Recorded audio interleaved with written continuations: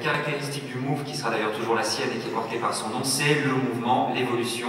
Puisque nous nous adressons à des publics jeunes, le Move est forcément le reflet de la société, de toutes les nouvelles tendances, de tous les nouveaux courants. Pour la rentrée, l'évolution principale se situe au niveau de l'éditorial, des contenus parlés, de l'information, puisque le Move est clairement identifié sur son positionnement musical expert et éclectique, porté par des personnalités assez variées d'ailleurs, de Laurent Garnier, DJ Zebra, au rappeur de la Caution, en passant par Olivier Cachin, Laura Lichman. Donc pour cette rentrée, nous misons davantage sur le contenu parlé des forums et surtout l'entrée et la place de l'auditeur.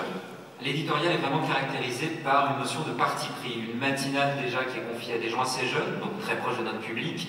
L'après-midi, entre 16 et 18 heures, encore une offre inédite, un vrai magazine culturel, rythmé, dynamique, avec beaucoup de fantaisie et anticonformiste porté par Frédéric Bonneau, qui mettra forcément derrière le mot culture beaucoup de choses, de la littérature, de la musique, et pourquoi pas des jeux vidéo ou des séries télé, et même ce que vous n'imaginez pas encore caché derrière le mot culture.